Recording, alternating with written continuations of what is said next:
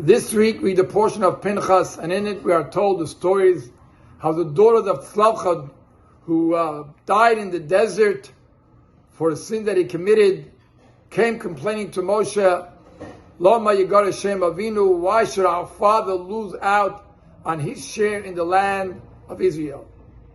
Being that we have no brothers to inherit his piece of property, we would like to have this piece of property for us on the name of our father. And Rashi explained that Chachmanis Hayu, they were very wise. They presented a very strong case. And we know that the response is God says, yes, they have raised a strong point, they are correct, they should be giving a piece of the land of Israel on the name of their father.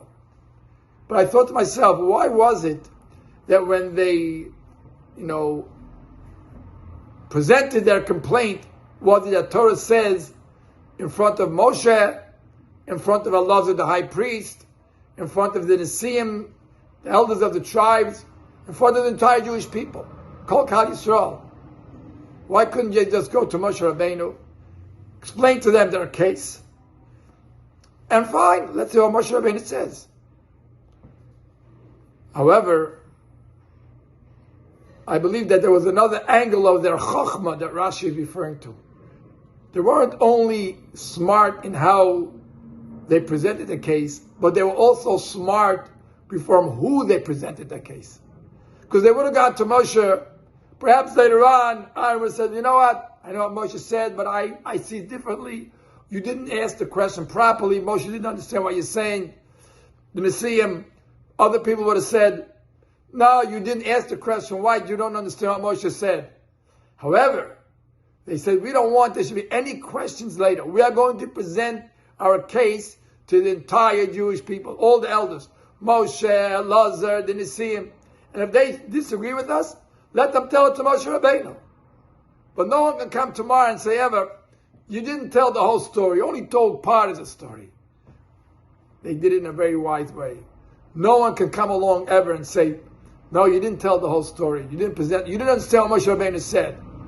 Everyone, you were all there, you all heard that Moshe Rabbeinu said, yes, we are daughters, we are women, but were given our share in the land of Israel. And a very important lesson for all of us.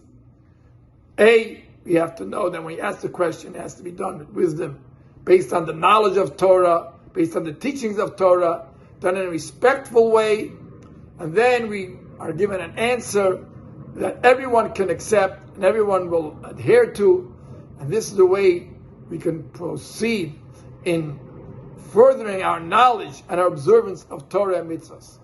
Now we find ourselves in the period of 3 weeks when we mourn the destruction of the Holy Temple and our being exiled out of the land.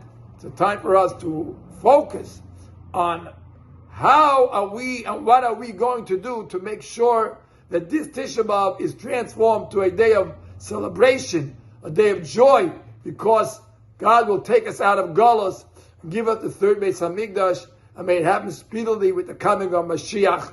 Amen. Shabbat Shalom to you all.